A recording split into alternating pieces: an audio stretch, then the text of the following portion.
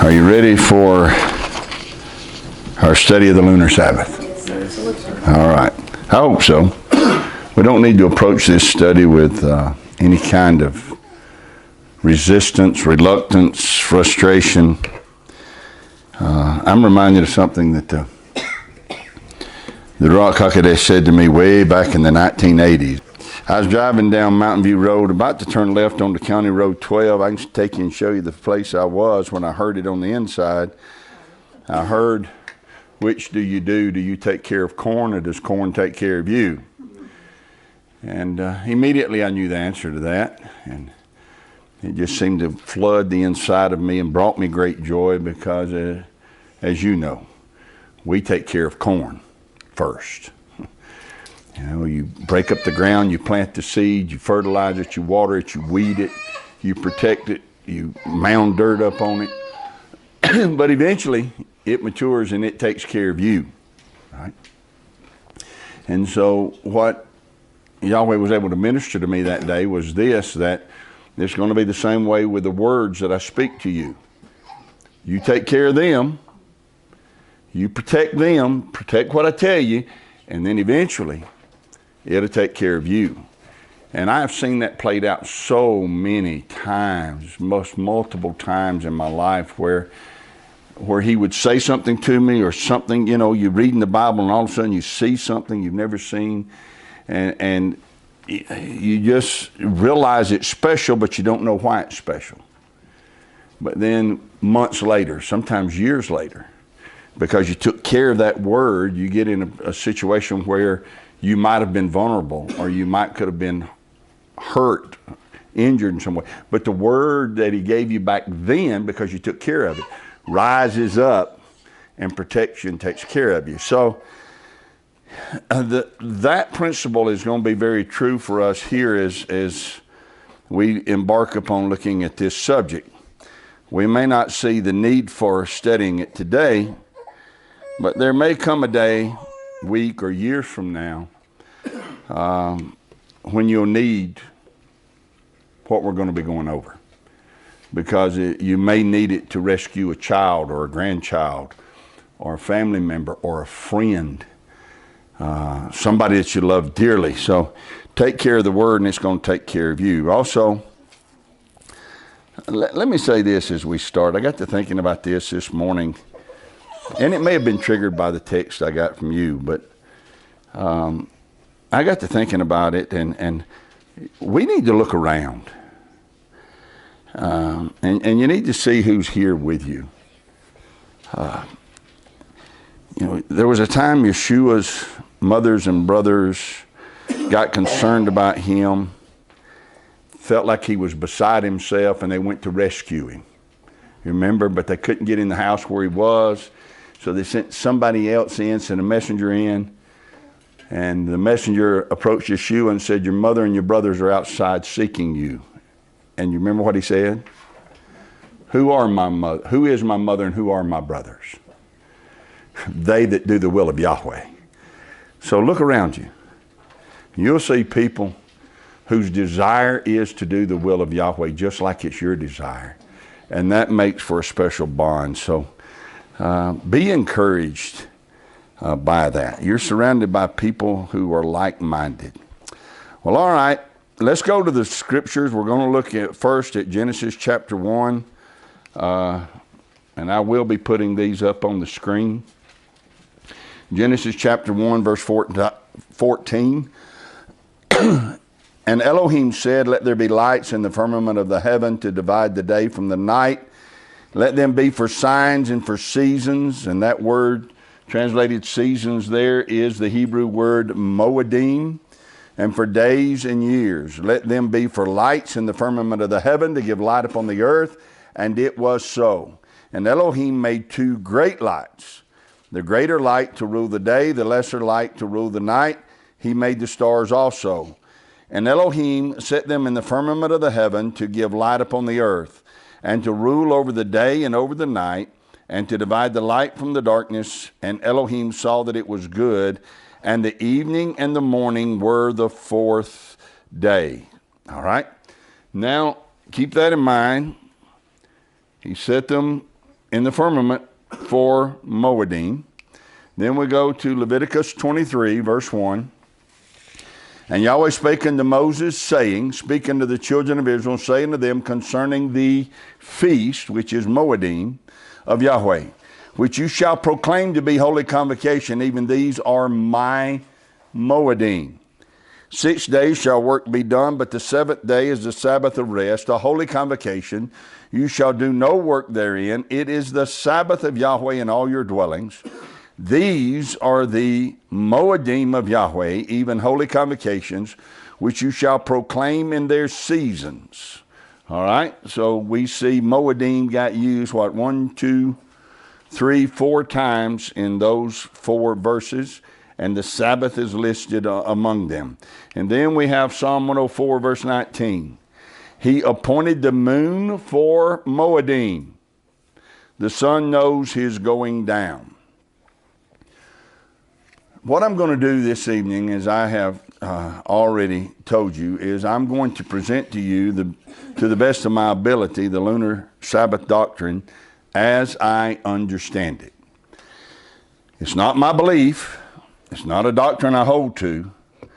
I'm not teaching in favor of the doctrine. I'm just going to tell you as much as I can about this doctrine that is believed and followed by many.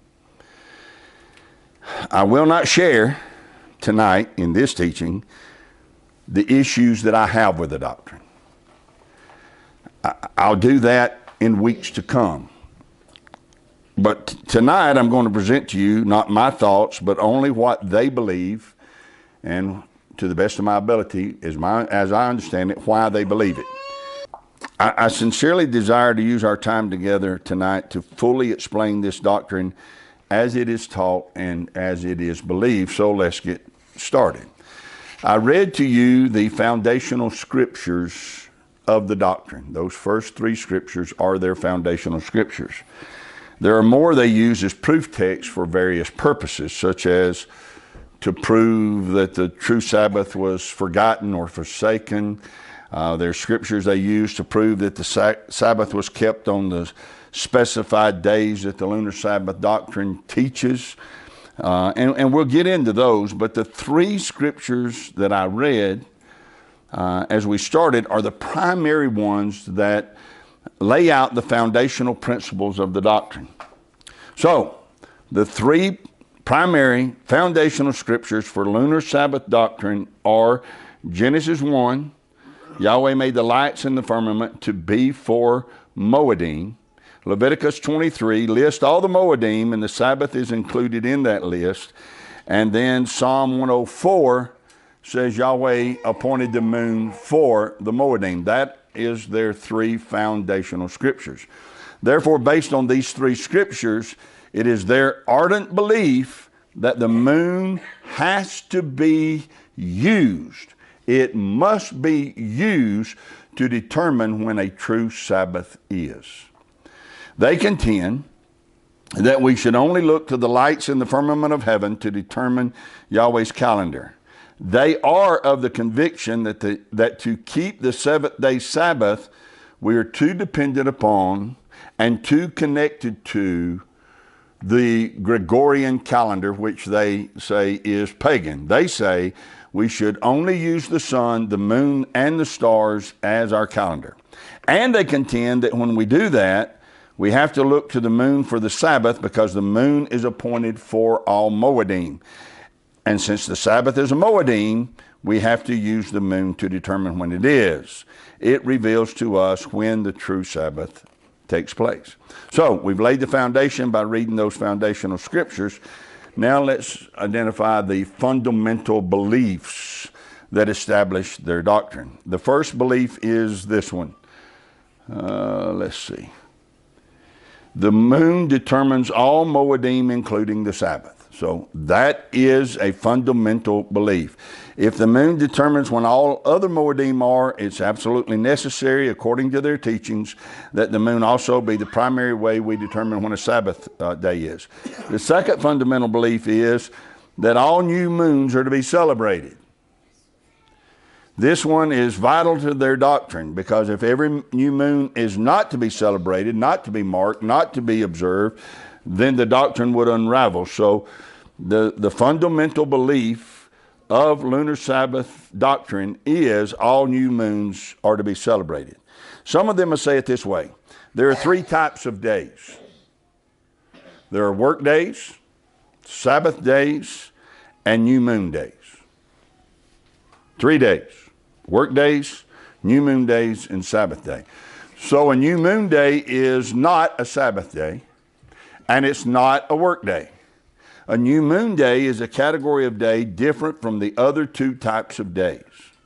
They point out that we know that the new moon day is a special set-apart day primarily because of 3 scripture, and so we're going to look at those. Now, they have others they go to, but these are the 3 primary ones they use. Numbers chapter 10, verse 10. Also, in the day of your gladness, and in your solemn days, and in the beginnings of your months, you shall blow with the trumpets over your burnt offerings, and over the sacrifice of your peace offerings, that they may be to you for a memorial before your Elohim. I am Yahweh, your Elohim. So they say this is instruction telling us to do all of these things on every new moon day. And then Ezekiel 46:1. Thus says Adonai the Mighty One, the gate of the inner court that looks toward the east shall be shut the 6 working days, but on the Sabbath it shall be open, and in the day of the new moon it shall be open. So notice there the 3 kinds of days, working, Sabbath, and new moon. And the new moon is treated, it's not a Sabbath day, but it's treated like a Sabbath day in some regards when it comes to whether the gate is open or closed. The next passage they quote is Amos 8:5, which says, when will the new moon be gone, that we may sell corn, and the Sabbath that we may set forth wheat, making the ephah small and the shekel great, and falsifying the balances by deceit. So again, the new moon and the Sabbath are different, but according to Amos 8:5, they have similar restrictions. They couldn't work on the Sabbath and evidently couldn't sell corn on the new moon. So, having established these foundational beliefs, the moon determines all Moedim, including the Sabbath, and the new moon is a scriptural day set apart and different than the Sabbath or work day. And based on the 3 scriptures that I read, they have arrived at a conclusion. That is, the new moon is day 1 of every month. And that's logical. The first day of every month would begin with a new moon. But our subject is not the new moon. Our subject is, what does a new moon have to do with the Sabbath? That's the question. This doctrine proposes that with every new moon, we not only begin a new month, but we begin a new week. And therefore, you begin a new count toward every Sabbath. And the way they do that is they mark the new moon as a special day, and it's day 1 of every month, but it is a special day 1. But they, at least most, don't count it in their count toward Sabbath. It's a special day, and it is day 1 of the month, but you don't count it. Okay? Why? Well, because it's not a work day. The Sabbath command is you'll work 6 days, and that's not a work day, so it doesn't get counted. It's different than work days, and it's different than Sabbath days, so again, it's not counted. This is a very important point. New moon day does not get counted when counting toward a Sabbath. But what you then do is count 6 work days, which come after the new moon day. So you're going to begin your count on day 2, and you count 6 work days, and then you will arrive at the Sabbath day. Now, we know that the Sabbath is on the 7th day. You can't deny that. You can't get around that. The Sabbath is on the 7th day. So to arrive at the 7th day, you can't start counting with day 1. You have to start counting with day 2. So day 1 is a new moon day all to itself. And you count 6 days, work days, beginning with day 2, and the next day is the 7th day, which is the Sabbath. But the 7th day is on the 8th day of the month. Everybody with me? The 7th day is on the 8th day of the month because of the new moon day, which didn't get counted. Now, when you do your count this way, you're going to have 4 weeks of Sabbaths. And as a result of beginning your count on day 2, those 4 weeks of Sabbath will always fall on the 8th day, the 15th day, the 22nd day, and the 29th day of every month. This system of calculating would work out perfect, absolutely perfect, if a lunar cycle was 29 days long. Anybody know how long a lunar cycle is?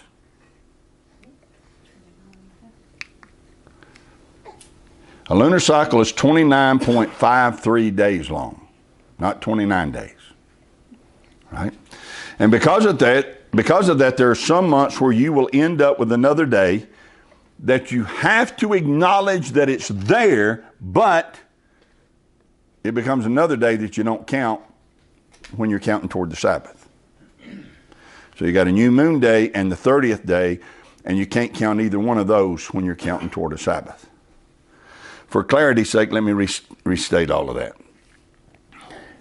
If a month has 29 days, you can have a new moon day, count 4 7s for a total of 28 days, and that adds up to 29 days. But because the moon cycle is 29.53 days, then eventually you're counting, if you're counting just 29, eventually you're going to have a 30th day arrive, and you got to do something with it, right? So let's look at what a lunar calendar, these are the calendars they put out. Let's look at a lunar calendar, lunar Sabbath calendar, and see how they deal with this. All right. Notice the new moon day in the top right-hand corner. That is determined either by conjunction or by sighting of the sliver. Rita and I were talking earlier. There are some lunar Sabbath people who consider the full moon to be the new moon, but most of them do not. Most of them consider either conjunction or the sliver to be the new moon day. But notice that it's in a category by itself and it doesn't get counted. Then you count 6 work days. And so you have workday 1 through workday 6, and workday 1 begins, workday 1 begins on day 2 of the month. All right? And you count 6 work days, beginning with that 2nd day, and you arrive at the 7th day, but the 7th day is really the 8th day of the month. So the Sabbath days always fall on the 8th day, 15th day, 22nd day, and 29th days of every month. Also notice on this calendar that it makes allowance that some months will of necessity have that 30th day.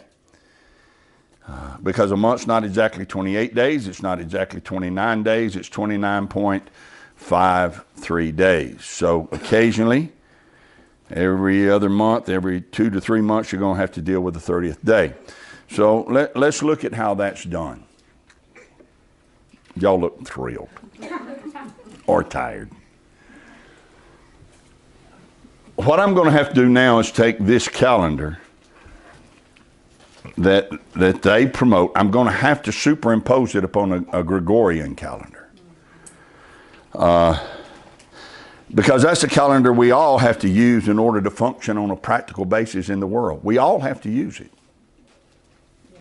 We all have to use it.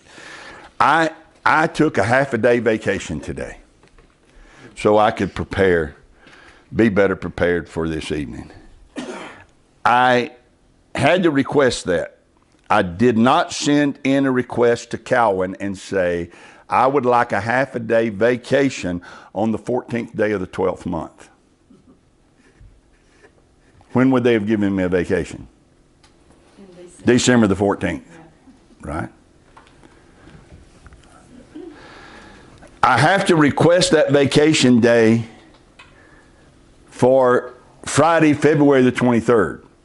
We all have to use the Gregorian calendar in order to function. So it doesn't matter if you're a lunar Sabbatarian or a seventh-day continuous count Sabbath keeper. Either way, we all have to function on a practical basis in some way, acknowledging the Gregorian calendar. So I'm going to take their calendar and superimpose their dates on a Gregorian calendar just so that we can understand the proper way they propose we count and see how the Sabbaths fall each month. And we're going to start in February and work our way to June. Now you see on the 9th, I put a little red arrow. Conjunction, the new moon would have been on the 9th. Sighted, it's on the 10th. Here I put it on the 10th. I think on the rest of them I put it on conjunction. I wish I'd have put them all on conjunction, but for the point we're making, it doesn't really matter. But you'll see, I'm not certain whether they use, I didn't mean to go back. I'm not certain whether they use conjunction or sighted, and I bet it varies from group to group, actually. All right? But it's irrelevant. Again, it's irrelevant to the point. Let me get back to the calendar. I see where I made a mistake here. All those twos were not supposed to be twos. They're supposed to be 2, 3, 4, 5, 6, 7, then 8, okay? And then you got 9, 10, 11, 12, 13, 14, 15. Either way, in February, their Sabbaths fall when ours do, okay? So they will be observing Sabbath at the same time we are, beginning at sunset tonight till sunset tomorrow. But that will change in March. In March, the new moon day is on the 10th. You'll see they finished up with the 22nd and the 29th day of that lunar month. But now they begin a new count on the 10th, and they start counting on the second day, and I got the numbers right there, 2, 3, 4, 5, 6, 7, 8. So their Sabbath in March, if they go by the conjunction, their Sabbath day will be on what we call Sunday, okay? And so you got the 8th, the 15th, and the 22nd, all of those days falling on a Sunday. Then in April, the new moon day is on the 8th. You see the last day of the lunar month there. So it of the former month ended on the 7th, a new moon day on the 8th. Then you count again, and their Sabbath then will move to Monday in April if they go by conjunction. If they go by the sliver, it may be on a Tuesday, but you see the point. It's moving, all right? Then in May, you got the new moon day on the 7th of May, and you do your count. Their Sabbath moves to Tuesday, and it'll be the 8th, the 15th, and the 22nd. So any questions about that? Everybody understand? Okay. And then I saw some heads shaking. In June, you run into an issue.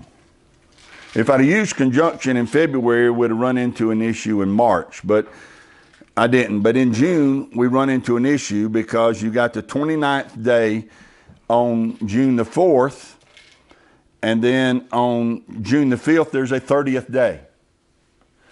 But you can't count it toward the Sabbath, and it doesn't count toward the last lunar month. So it's some of them call them non-days. Some people get offended when you call them non-days. I think they prefer transition day. It's a transition day. So the 30th day is neither a work day nor a Sabbath day, and it's not a new moon day, it's a transition day. And then you've got new moon day on the 6th, and then you start your count, and you'll see that their Sabbath now will fall on Thursday, the 13th, right? The 13th, 20th, and 27th, which according to the lunar Sabbath will be on the 8th, 15th, 22nd, and 29th. Anybody got any questions about that? You see how it's done? All right. There's a new moon day, starts the month, but it doesn't start the week. Day 2 starts the week, and you have 4 7-day weeks. You count 6 work days, arrive on the 7th day as a Sabbath, but it actually falls on the 8th. So the 8th day is the 7th day, and then the 15th, 22nd, and 29th. Now, let's look at scripture that they present to prove that the Sabbath always falls on those days, and to prove that you don't count the new moon. We're going to look at their scripture. So focus in on this. Here's one they use. Genesis 1 through 5. And in the beginning, Elohim created the heaven and the earth. Period. All right? And the earth was without form and void, and darkness was upon the face of the deep, and the Spirit of Elohim moved upon the face of the waters. And Elohim said, let there be light, and there was light. And Elohim saw the light, that it was good.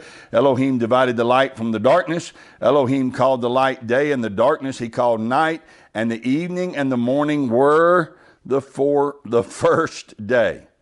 Those who hold to the lunar Sabbath doctrine and the belief that the 8th day is a true 7th day, what they do is they say that Genesis 1:1 is a new moon day.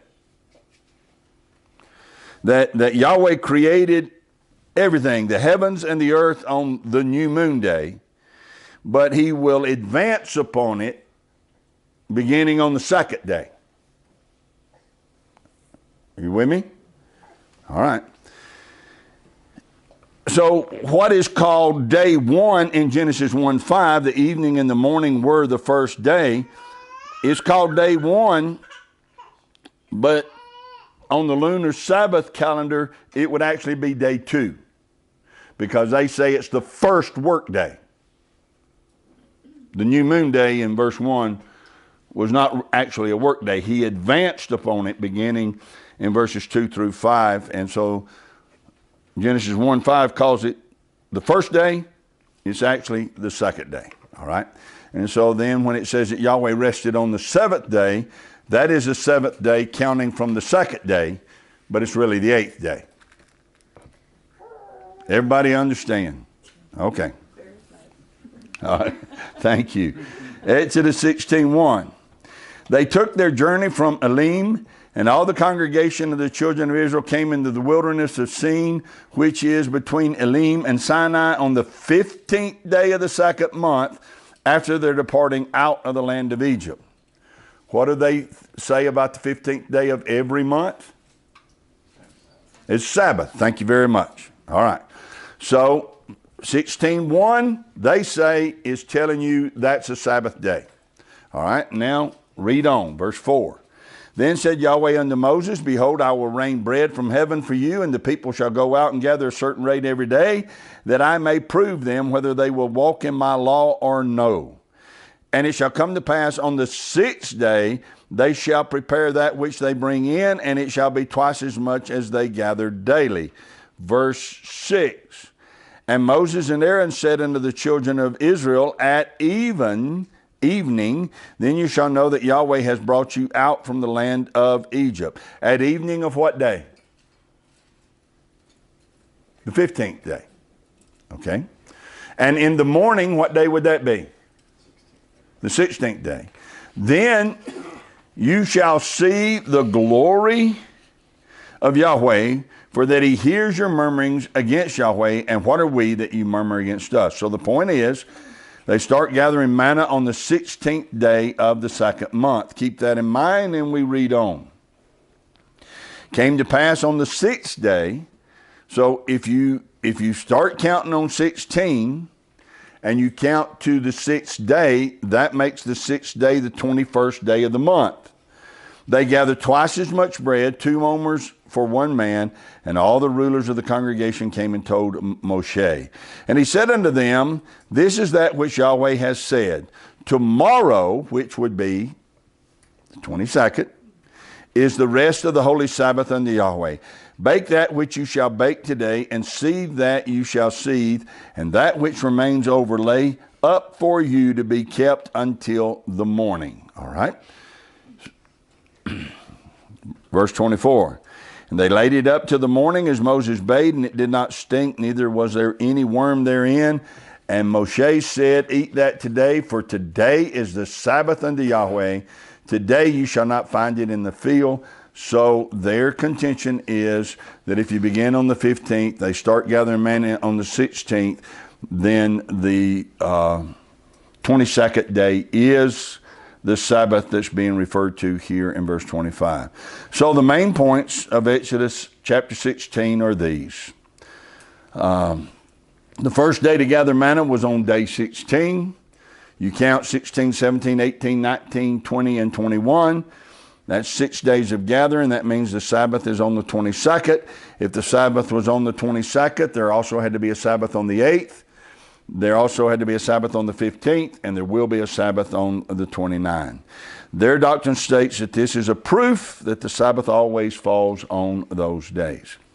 Another passage they use is used primarily to prove that they're correct when they state the new moon is not counted toward any Sabbath day, and that is the passage they use is in Joshua 6. So we're going to look at it.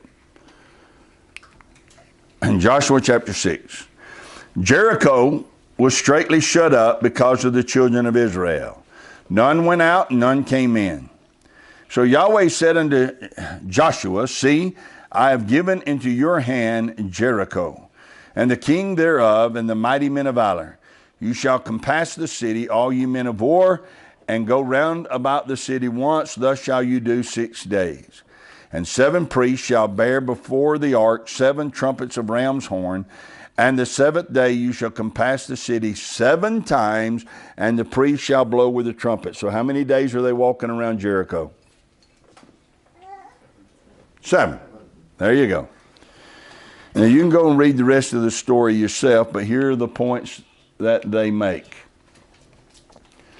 They marched for 7 days. Marching around the city was an act of war. They would never initiate an act of war on a Sabbath day. So with a continuous 7-day count, like Seventh-day Sabbath keepers believe in, a continuous 7-day count, they say that this would have caused them to have broken the Sabbath, and Yahweh would have never instructed them to break the Sabbath.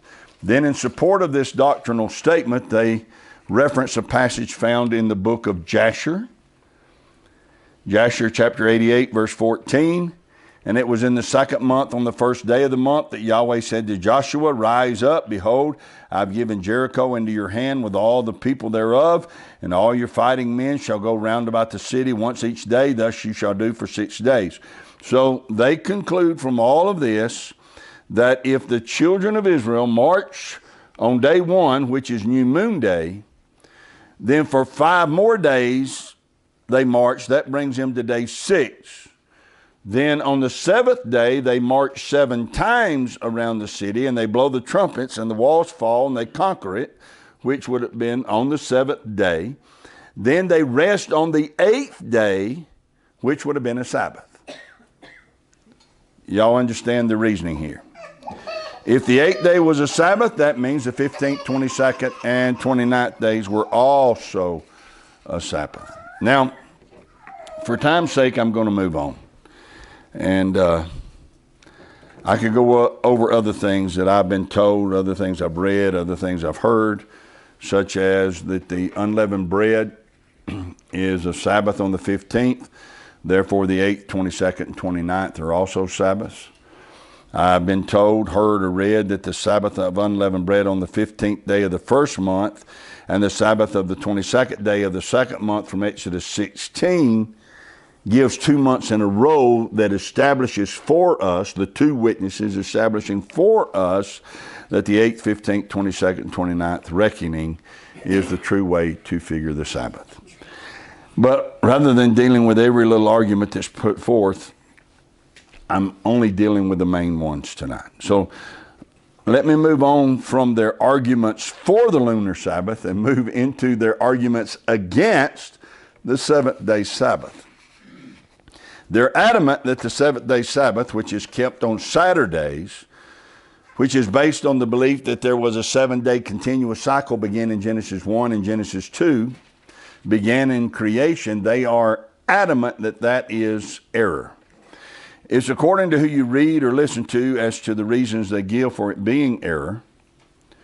That is, if you believe that Genesis 1 and 2 established a 7-day cycle with the seventh day on the Gregorian calendar always being the Sabbath day, and if you believe that cycle has never been interrupted, they say you're in error.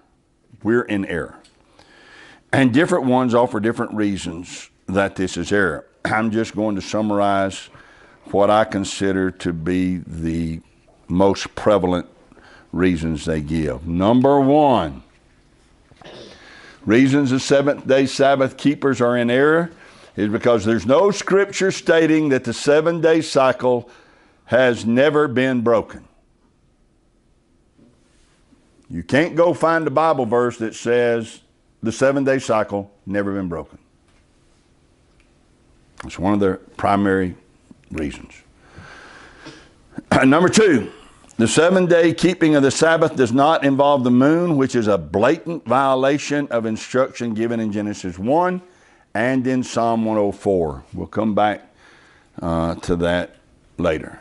The third reason, they say the true Sabbath was lost when the children of Israel went into captivity and were scattered, and it had to be rediscovered. Here are some passages they use to prove that it was lost. Nehemiah 9, verse 13. You came down also upon Mount Sinai and spake unto them from heaven and gave them right judgments and true laws, good statutes and commandments. You made known unto them your holy Sabbath and commandest them precepts, statutes, and laws by the hand of Moses your servant. So the point being here is that if he had to make known the Sabbaths, then they must not have been known. They had been lost, forsaken, or forgotten. The other passage they use is Lamentations chapter 2, verse 6. And he, Yahweh, hath violently taken away his tabernacle, as if it were of a garden. He has destroyed his places of the assembly. Yahweh has caused the solemn feast and Sabbaths to be forgotten in Zion, and has despised in the indignation of his anger the king and the priest. So their contention is these verses prove that the holy, correct way of keeping the Sabbath was lost, it was forgotten, and it had to be restored. So they further contend that once the holy and correct way was lost, then those who didn't know any better picked up a pagan way of keeping the Sabbath, which was based solely on the sun and a 7-day count. They say that was a pagan way that we got from the pagans. Thus, anybody who keeps a continuous 7-day cycle is in error.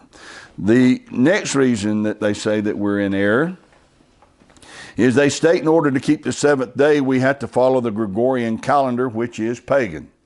And that the 7th day even has the name of a pagan god, Saturn. Therefore, they say we don't meet on the Sabbath day, we actually meet on Saturn's day. The next reason they reject the 7th day Sabbath, they say there have been multiple changes to calendars through the years, and it's impossible to know if what we call Saturday is even really the 7th day. The next reason, they say that Saturday used to be the first day of the week for the Romans, and that for a while the Romans used to have an 8-day week, and so that this very thing proves that the 7-day cycle can't be trusted, that it has never been broken. The next reason, they say if we keep a 7th-day Sabbath, we're ignoring the importance of the new moon, which is stated numerous times in the Old Testament scriptures and is even emphasized in Colossians 2:16 and 17. Let no man therefore judge you in meat or in drink or in respect of a holy day or of the new moon or the Sabbath days, which are a shadow of things to come, but the body is of the Messiah. So they say right there, it even talks about holy days, Sabbath days, and new moon days. So based on that, they state unapologetically that if you keep the holy days, the Sabbath days, but don't acknowledge the new moon days, you're in violation of Torah. If you keep the Sabbath day and you keep the Moedim, the other Moedim, but you don't keep the new moon, you're in violation of Torah. The next reason they say that the seventh day is an error, and this is one of the more troubling ones to me. I'm not going to add commentary here, but this one troubles me. They say we're following the example of the Jews, and the Jews cannot be trusted to know and keep the truths of Torah. That's troubling. The next one they give. The only way to keep a 7-day continuous unbroken cycle of a Sabbath is to take away from Torah, which is forbidden in Deuteronomy 12:32. Deuteronomy 12:32 says, what things soever I command you, observe to do it. You shall not add thereto nor diminish from it. Thus to ignore the moon for the Moedim of Sabbath is to take away from Torah. And that's strictly forbidden. So if you don't use the moon to calculate the Sabbath, you have broken the commandment in Deuteronomy 12:32. I like this one. Here you go.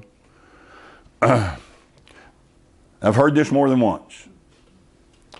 If you were alone on an island and suffered a concussion, when you came to, if you were a seventh-day Sabbath keeper, you could never find the true Sabbath again. But if you were a lunar Sabbatarian, you could. All you'd have to do is find the new moon, don't count that day, and then start counting. Another reason, this will be the last one. They make this accusation. The only reason we keep the seventh-day Sabbath on the Gregorian calendar is because it's easy or easier. To keep the lunar Sabbath is too difficult for most people, and therefore it's easy for them to reject it. I've had that accusation leveled against me, that the only reason I don't look into it or keep it is because I consider it to be too difficult. The last 24 years of my life, there is nothing. Let me tell you about some things that I've had to endure. If it's truth, I want to walk in it, don't you? Yes, sir. Yes, sir. So let me tell you. No, I tell you what. I'm not going to tell you some things I've had to endure. I'd just rather say it this way. They're not worthy to be compared with the glory that's going to be revealed in us in the days to come. Who cares what we've had to endure? Now, of all the hours and hours of video I've watched and books I've read and emails I've gotten, and let me say this to you. I didn't start studying this 3 weeks ago or 2 or 3 months ago. I started studying it over a year and a half ago. I began to look into it because, as I just said, if there's a truth that I don't know, I want to know it. I want to learn, keep, and do Torah. Right? So I've been looking at this for a year and a half. It was only brought up starting, I think, afresh and anew back in October, but I'd been looking at it long before that. But of all the hours and hours of video I've watched and the books that I have read and the emails I've gotten, those 11 reasons that I just presented to you are a pretty thorough summary of the reasons the lunar Sabbatarians state that the seventh-day keepers are in error. There are other reasons they reject the seventh day, and there are more proof texts that they put forth in support of a lunar Sabbath, but I'm simply trying to present tonight the foundational scriptures. I can't go over everything, and their fundamental beliefs and their main reasons for rejecting the 7-day cycle. So let me close by offering a summary of their view, and the closing will be quick. Here is, in my understanding, a summary of their view. We should not be connected to the pagan Gregorian calendar for establishing Moedim. Number 2, we cannot ignore the statements made in Genesis 1, Leviticus 23, and in Psalm 9, which identify the Moedim and the role the moon plays in establishing when they take place. So we can't ignore those 3 scriptures, which they say tell us we have to use the moon to establish the Sabbath. And number 3, the lunar Sabbath keeper is confident they're following with their whole heart the true biblical calendar. That's their doctrine as I understand it. So what we'll do now, there's my email address. What we will do now, we will open up the Facebook comments, and people later tonight can comment, or they can instant message me, or they can email me. And I'll welcome 2 things from anyone who wishes to contact me. 1, if you have any question about any part of this doctrine that you need me to help clarify, I'm willing to do the best I can at helping clarify. Number 2, if you believe, teach, and keep the lunar Sabbath, and you feel like there are key parts to the doctrine that I left out, or that need to be tweaked a little bit, then share those with me, and I'll consider adding those to our study. But to the best of my ability, that is the lunar Sabbath doctrine. Now you understand, you could spend months teaching this thing. I'm not going to do that. I'm just going to summarize their doctrine. Different kind of a session. I don't think we've ever had one like this before. But it's necessary. If it wasn't necessary, we wouldn't be doing it. And when we walk away from this, we will walk away. This is called contending for the faith. And when we walk away from this, our faith will be strengthened. Yahweh bless you and keep you. Yahweh make his face shine upon you and be gracious to you. Yahweh lift up his countenance upon you and give you peace. His name is put upon you, so shall he himself bless